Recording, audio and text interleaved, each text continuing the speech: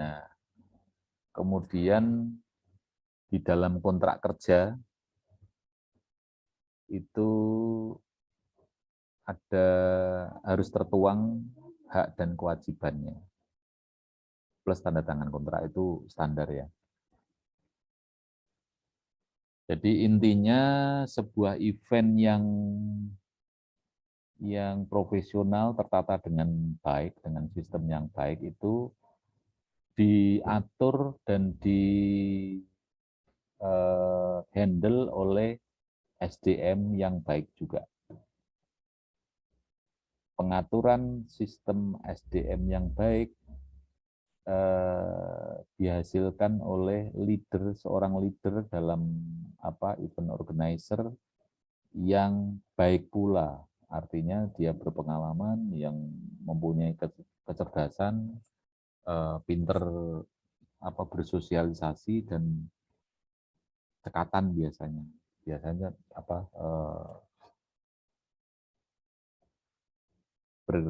bekerja secara cepat gitu. Nah, seperti halnya ini, ketika kita di restoran gitu, ketika makan gitu, biasanya konsumen akan sangat senang atau dia mengharapkan pelayanan yang cepat. Jadi otomatis pekerja restoran itu melayani juga secepat mungkin tapi tepat, tidak gegabah. Nah, itu dalam manajemen sebuah restoran di Yogyakarta, kebetulan yang punya teman saya, itu sebelum teman ada pekerjanya itu mau memulai bekerja di restoran itu, dia tes, dia training dengan pengaturan waktu, misalnya menyajikan minuman berjalan dari sini ke meja sana berapa detik gitu. Kemudian memasaknya, mulai memasaknya, menyajikannya berapa detik atau berapa menit itu dihitung. Sehingga nanti mulai dari konsumen pesan makanan sampai ke tersajikan makanan itu berapa menit dan kira-kira melebihi waktu enggak. Kalau melebihi waktu artinya ketika konsumen itu merasa tidak nyaman, berarti sudah pelayanan sudah tidak baik kan gitu. Nah, itulah termasuk pola kerja yang dibutuhkan oleh event organizer, bahwa dibutuhkan SDM yang cerdas, kemudian cekatan gitu, untuk mengatasi hal-hal yang sifatnya memang harus diputuskan secara cepat. Itu teman-teman kira-kira materi tentang SDM berdasarkan apa yang saya alami, yang pernah saya lakukan, dan event yang berkesan bagi saya yang dulu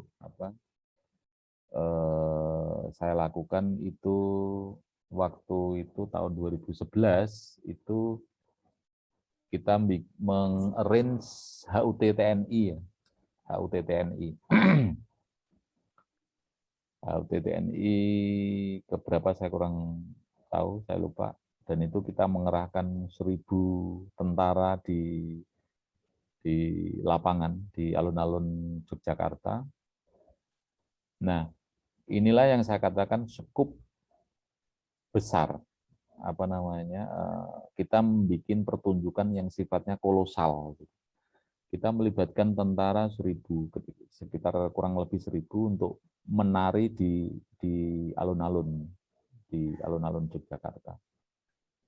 Kemudian HUT TNI itu juga dihadiri oleh Gubernur DIY, kemudian Gubernur Auri, ada beberapa komandan ini termasuk Dandim dan Rem waktu itu. Nah, padahal kita orang sipil mengarrange HUT TNI dengan bentuk upacara. Nah, itu memang butuh keberanian juga, karena ada beberapa hal yang harus kita penuhi, termasuk disiplin. Kita menghadapi tentara kalau nggak disiplin malah bisa ditembak sendiri. Gitu. Jadi waktu itu sangat berkesan sekali karena kita mengatur banyak angkatan dan mereka mempunyai ego sendiri-sendiri gitu ya. Jadi ada angkatan darat, angkatan udara, angkatan laut, kemudian kesatuan, ada Kopassus, ada infanteri, ada macam-macam itu. Ketika kami minta untuk memakai beret yang sama, itu mereka nggak mau.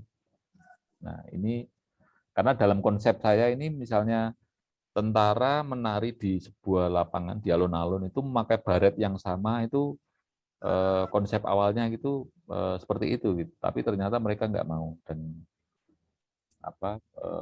ketika dipaksakan kita bisa malah dikomplain malah gitu. Nah, termasuk bagaimana kita harus mengikuti pola disiplinnya mereka.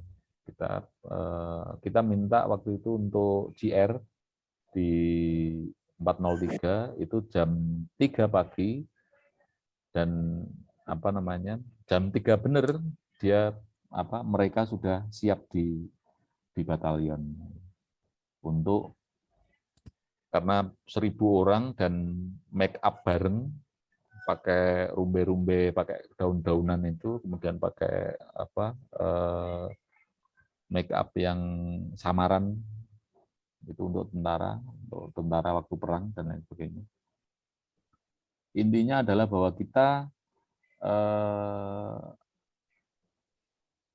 dibutuhkan skill bagaimana mengatur sebuah event yang kadang-kadang butuh keberanian yang lebih gitu.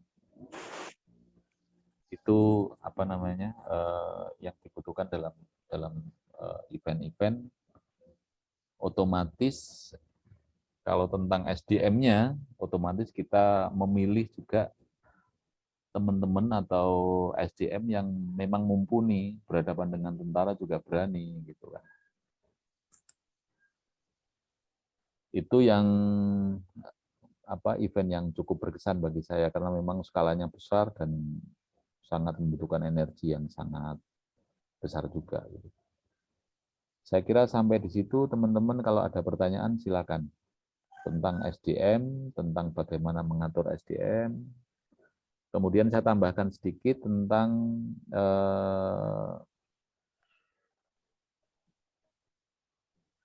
istilahnya bagaimana mengetahui skill orang gitu. Makanya dulu ketika saya interview dengan teman-teman kakak kelas kalian di kampus, itu saya minta untuk memperkenalkan diri dengan bahasa Inggris. Kenapa dulu pakai bahasa Inggris? Karena pameran Jivina pameran internasional gitu dan minimal ada beberapa hal yang bisa saya tangkap waktu itu. Satu, skill bahasa Inggrisnya seperti apa. Yang kedua, gesturnya, bahasa tubuh. Bahasa tubuh itu juga mempengaruhi nanti dia gampang grogi atau tidak, dia pola berhadapan dengan lawan bicara atau berkomunikasi dengan orang lain itu seperti apa. Kemudian sejauh mana dia mempunyai attitude dan mungkin sikap-sikap yang lain yang memang kita butuhkan kan gitu. Termasuk dia pintar mengatasi keadaan apa tidak gitu. Jadi ketika ada komplain misalnya ada peserta yang komplain bla bla bla si petugas ini atau SDM dalam event organizer ini mampu untuk mengatasi atau tidak. Itu akan terbaca. Gitu. Dan terbaca tidaknya sebetulnya kalau orang Jawa bilang itu ilmu titen. Jadi orang Jawa itu bahkan kenapa menulis surat lamaran itu kan ada yang masih pakai tulisan tangan gitu. Dan kebetulan kemarin saya buka lowongan kerja gitu. Dan beberapa orang yang memasukkan lamaran itu masih pakai tulisan tangan gitu. Dan itu baik sekali. Dan maksud saya itu bisa kita baca ini orangnya seperti apa gitu. Minimal dengan ilmu titen, oh kalau tulisannya seperti ini orangnya seperti ini, oh kalau miringnya ke sana ini orangnya seperti itu, bla bla bla. Itu cuman indikator saja sebetulnya, bukan ilmu klinik, bukan, tapi ilmu titen itu kadang-kadang ya itu warisan. Jadi termasuk bentuk muka seperti apa, oval atau bulat dan lain sebagainya itu termasuk bisa mencerminkan suatu sifat atau sikap gitu. Termasuk bentuk-bentuk tulisan dan lain sebagainya. Nah, itu yang menjadi dasar untuk the right man on the right place tadi. Jadi kita masukkan di divisi apa? Oh, ini cocoknya di sini. Oh, ini orang yang cerewet di registrasi aja di bagian bagian pendaftaran misalnya. Oh, ini yang pendiam dijadikan yang di depan laptop aja misalnya gitu. Semacam itu kira-kira. Jadi termasuk teman-teman kalau bikin event itu hal-hal yang detail semacam itu perlu kita pelajari juga. Termasuk suatu saat nanti misalnya pulang kampung diminta menjadi panitia itu harus menjadi beda, jangan asal-asalan bikin kepanitiaan atau bikin event gitu kira-kira. Gitu kira-kira teman-teman, kalau ada pertanyaan silahkan. Pak, saya mau tanya, Pak. Ya, dari siapa ini? Sang Raditya. Sang Raditya. Gimana? Kalau pemilihan anggota panitiaan itu kalau misalnya nggak ada yang bisa menempati itu gimana, Pak? Kan sesuai dengan kemampuan. Nah, itu ternyata nggak ada yang bisa menyanggupi itu gimana, Pak? Terima kasih, Pak. Gini, kalau konteksnya event organizer yang umum ya, otomatis cari yang lain dong, gitu ya. Artinya tidak di kampus loh ya.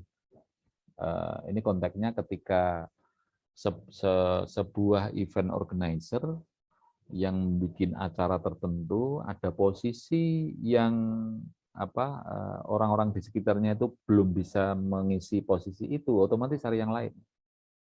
Gitu. Tapi kalau konteksnya kampus, saya pikir kalau memang belum ada yang bisa menempati di situ, harus dicoba, karena ini sifatnya edukasi. Jadi orang bisa itu karena biasa. Jadi misalnya posisi tertentu, misalnya posisi bidang publikasi misalnya, kok teman-teman nggak ada yang bisa nih. Ya mau tidak mau, leadernya harus approach pada teman-teman yang lain, siapa yang dia cenderung, maksudnya oke lah kamu sekarang di posisi itu, nanti akan kita bantu, gitu, akan kita bantu kebutuhan-kebutuhannya seperti apa. Atau bisa jadi kita meng-hire orang luar, kalau memang itu betul-betul posisi yang memang sulit dan harus dihandle oleh orang yang ahli ekspor gitu, ya monggo silakan meng-hire dari luar gitu. Itu kira-kira Sang Raditya.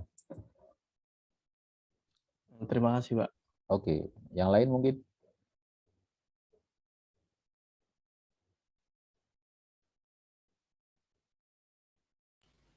Pak, Izin bertanya, Pak. Siapa? Nur Tauhid. Nur Tauhid. Oke, Ya, izin gimana? bertanya, Pak. Siap. Untuk berarti kan ini kan masalah SDM ya, Pak. Kemudian seperti contoh Bapak tadi kan. Jadi seumpama kita punya konsep tetapi itu bertentangan dengan realita gitu, Pak. Contohnya seperti TNI tadi itu kan, Pak. Itu bagusnya kita merubah konsep atau mengimprove konsep tersebut sih, Pak, atau lebih ke melihat situasi. Jadi kalau memang memungkinkan kita terabas ya kita terabas, tapi kalau memang justru kedepannya bakal menimbulkan banyak permasalahan, mending kita cari alternatif yang lain seperti itu, Pak. Oke. Kalau tadi konteksnya dalam konsep ya. Kalau konsep itu tidak harus berhadapan-hadapan gitu. Maksudnya tidak harus berselisih kemudian ada friksi, tidak. Tapi ketika konteksnya masih dalam konsep antara katakanlah antara event organizer dengan klien kita, ya yang saya katakan tadi konteksnya tentara gitu. Itu ya dibicarakan dong. Dibicarakan. Jadi dibicarakan titik temunya mana kan gitu. Karena otomatis ada plus minusnya. Oh, kalau misalnya ini konteksnya pakai baret. Oh, pakai baret itu kalau setiap semua peserta tentara yang masuk di lapangan kemudian disuruh pakai baret semua, baretnya sama, mereka tidak mau dan mereka akan protes. Itu akan lebih berbahaya ketika kita menentukan ya sudah setiap kesatuan memakai baretnya masing-masing misalnya gitu. Itu akan lebih lebih solutif gitu. Kalau dalam taraf konsep sih saya pikir nggak terlalu kaku ya, tidak harus berhadapan-hadapan dalam konteks konsep itu bisa didiskusikan, duduk bersama antara kita dengan klien atau antar sesama panitia atau antar sesama personel di event organizer. Gitu kira-kira Nur Tauhid. Ada lagi? Terima kasih, Pak. Jin, ada pertanyaan? Jin mana Jin? Jin Ifrit. Gimana? Ada lagi? Yang cewek mana yang cewek?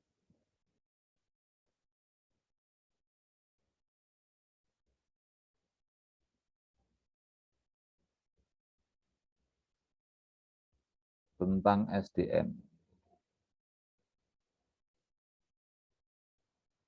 Jadi kalau konteksnya ini di kampus ya, teman-teman saya pikir bisa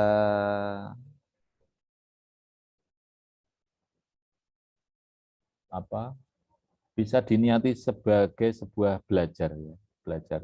Jadi sekarang ini saya jadi seksi konsumsi misalnya, besok event apa saya jadi seksi acara, besok apalagi saya jadi sekretaris misalnya, itu nggak masalah gitu.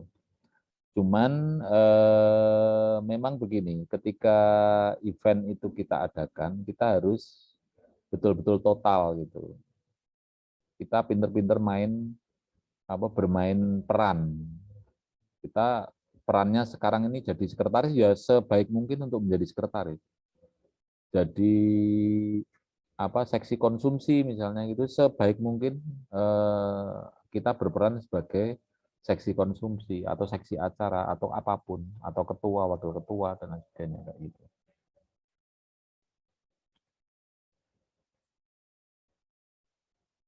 Nah, kalau prinsip saya dari awal itu jadi apapun dan jadi siapapun saya harus bisa gitu. Seperti seorang aktor. Seorang aktor itu dia memainkan peran menjadi siapapun, Jadi bos juga bisa, jadi tukang sapu juga bisa. Nah, itu ilmu teater. Dan kadang-kadang ilmu teater ini memang dibutuhkan untuk hidup bermasyarakat, untuk termasuk di bikin event manajemen event atau apapun gitu. Jadi sebagai sebuah motivasi bahwa kita bisa tidak minder gitu ya, tidak minder. Begitu kira-kira Pak, menurut Taufik. izin bertanya, Pak. Oke, siapa ini? Jin. Jian, Pak. Oke, Jian. Gimana Jian? Izin bertanya, dalam konteksnya mempererat kekompakan tim kepanitiaan di event, itu perlu nggak Pak namanya punishment dan reward ke panitia? Seberapa penting gitu Pak? Apakah punishment itu selalu diperlukan biar selalu tegas dan disiplin gitu Pak panitia? Terima kasih Pak. Gini, kalau dalam konteks kampus sih tergantung kesepakatan ya kalau menurut saya. Jadi misalnya sebuah event karena sama-sama sebaya ya, jadi memang dibutuhkan agak sedikit toleransi. Artinya begini, ketika kalian sama-sama sebaya, kemudian ada salah satu yang main karena dia posisinya sebagai ketua, kemudian main bikin aturan yang sangat mengikat dan mempunyai punishment yang berat gitu, saya pikir juga kurang baik gitu. Kalau dalam konteksnya edukasi di sebuah kampus, tapi menurut saya itu bisa dirembuk antar teman gitu. Kecuali kalau event itu diadakan oleh IO profesional gitu. Jadi mau bikin reward dan punishment yang tegas itu nggak masalah. Ya seperti halnya dulu ketika kakak kelas kalian kita hire untuk menjadi liaison officer di Jivina yang berprestasi, memang saya kasih reward gitu, saya kasih hadiah buku biar seneng gitu kan. Nah itu penting karena gini, kadang-kadang kita terapkan hanya rewardnya aja, punishment-nya cuman kita tegur misalnya, kamu caranya tidak begini, kamu berhadapan dengan buyer, berhadapan dengan visitor, mestinya seperti ini, prosedurnya seperti ini, gitu kan. Hanya teguran. Tapi ketika dia prestasi, ya udah kita kasih reward, gitu kan. Itu penting karena jadi seorang pemimpin itu memang harus bisa menerapkan senjata apa yang dia harus pakai. Jadi dia seorang leader itu, saya bayangkan bisa mempunyai bermacam-macam senjata. Dia punya tangan, dia punya pisau, dia punya pistol, punya apapun, punya pedang dan lain sebagainya. Nah, ini sebagai sebuah senjata untuk menyelesaikan suatu masalah, bukan untuk berperang, bukan. Gitu. Jadi ketika dia berhadapan dengan anak buahnya atau krunya, itu juga tidak pukul rata, artinya ini semuanya dimarahin, ini tidak begitu. Jadi seperti halnya ini kita harus mengerti ini senjata pisau ini untuk siapa, senjata pedang ini untuk siapa, pistol ini untuk siapa, dalam posisi seperti apa. Ini seorang leader harus tahu. Gitu. Itu kira-kira. Jadi misalnya ada bawahan, itu tidak harus semuanya ketika melakukan kesalahan, tidak semuanya harus dimarahin. Ya. Itu harus bisa memilih pakai senjata apa dia mau pakai, dengan berhadapan dengan siapa, dalam situasi seperti apa. Gitu ya. Jadi tidak semuanya harus misalnya melakukan kesalahan kemudian dimarahin, tapi ada juga yang mestinya dirangkul, atau disanjung. Gitu. Atau memang harus dimarahin, ya harus dimarahin secara tegas gitu. Nah, ini satu hal lagi yang ketika kita membuat sebuah event itu perlu diperhatikan.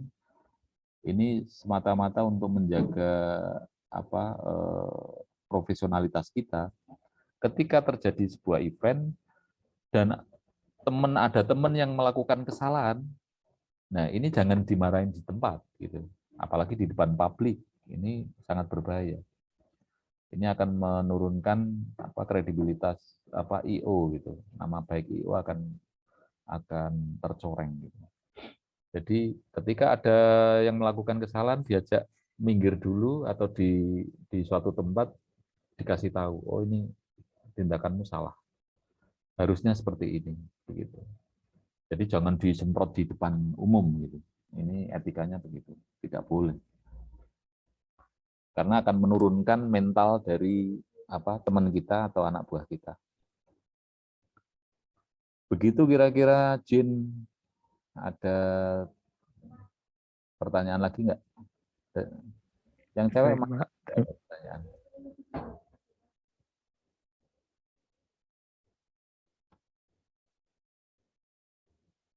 Kemarin siapa? Dwi mana Dwi?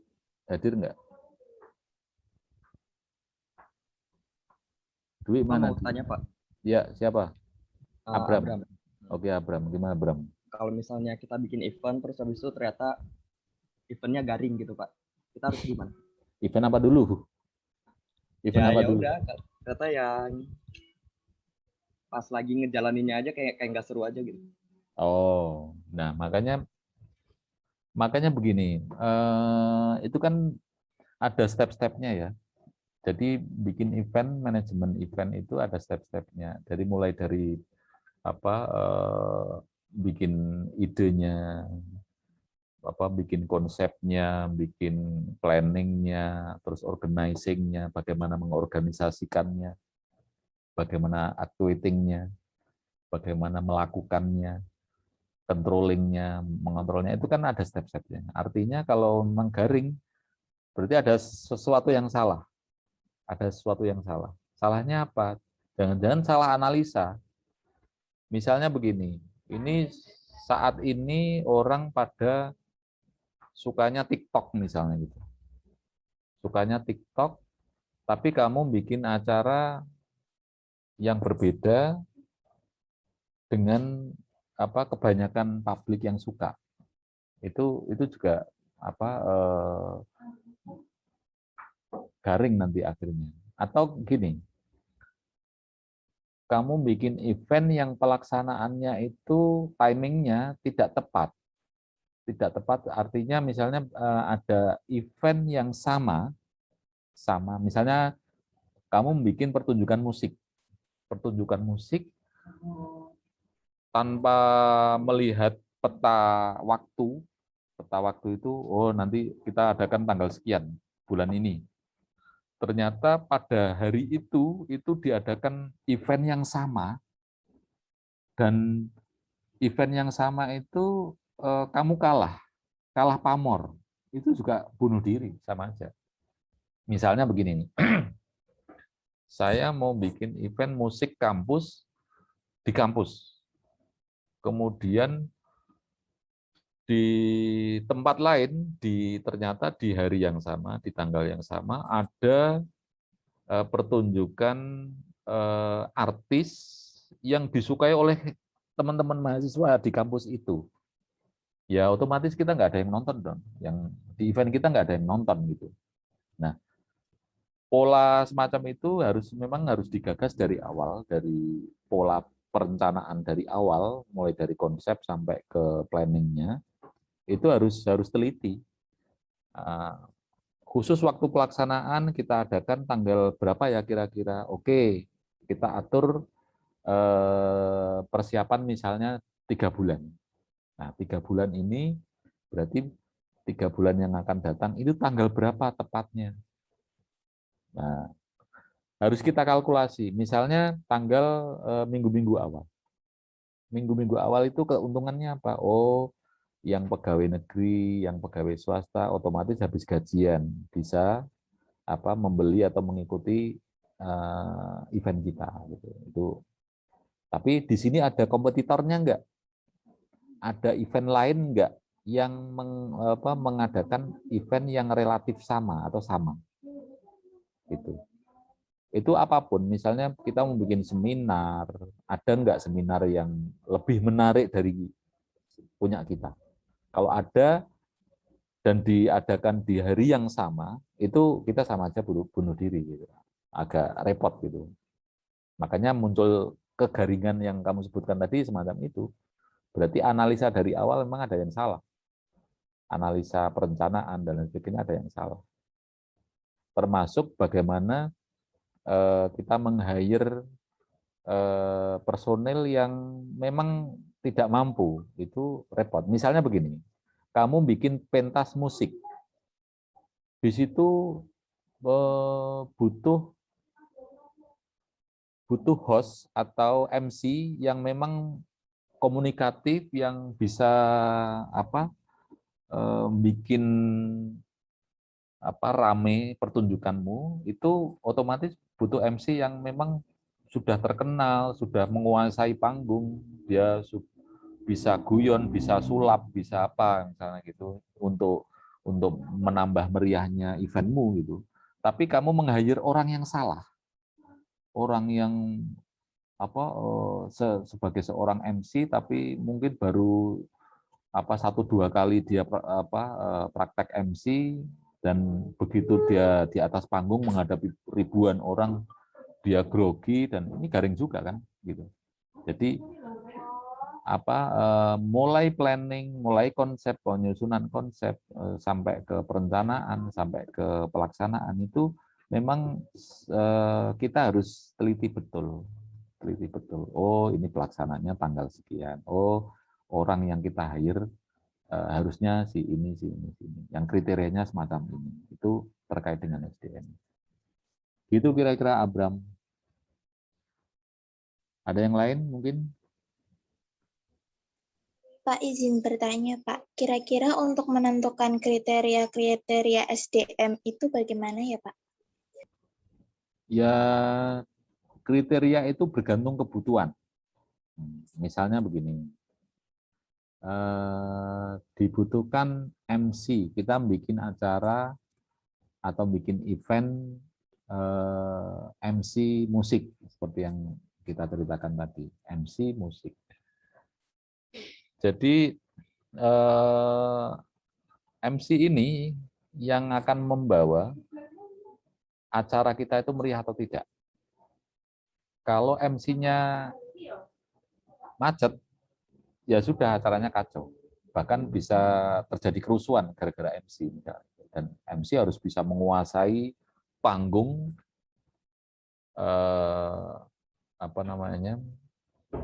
bisa improve ketika terjadi sesuatu, bisa mengalihkan penonton ke sesuatu yang lain. Gitu. Itu kemampuan MC harus ini. Nah, karakter apa yang dibutuhkan, ya memang sesuai dengan kebutuhan. Misalnya kita bikin acara yang seperti yang kita gambarkan tadi, otomatis dibutuhkan 1 orang yang cerdas, 2 orang yang menarik, 3 orang yang bisa mengatasi permasalahan, 4 sudah berpengalaman di bidang MC sekian tahun misalnya, bla bla bla, kayak semacam itu. Itu. Jadi cuman kadang-kadang tidak kemudian setiap event kita tulis rinci semacam itu, biasanya tidak. Kita itu ya sudah terbiasa begitu. Misalnya kita bikin acara seminar, kemudian moderatornya siapa gitu, ya sudah. Oh, kadang kita model telepon-teleponan atau berdasarkan referensi dari teman gitu. Takon enaknya sapa ya, saya bikin seminar, enaknya siapa ini sebagai moderatornya atau sebagai pembicaranya di bidang ini siapa. Nah, itulah dibutuhkan jaringan. Jadi orang IO harus gaul. Itu memang kunci utama. Kalau gaul sudah, kita mau kemana-mana sudah enak gitu. Bikin apapun bisa. pertunjukan apapun, bikin event apapun bisa. Karena kita punya teman, kita mengandalkan teman. Begitu siapa tadi? Dwi ya? Iya, Pak.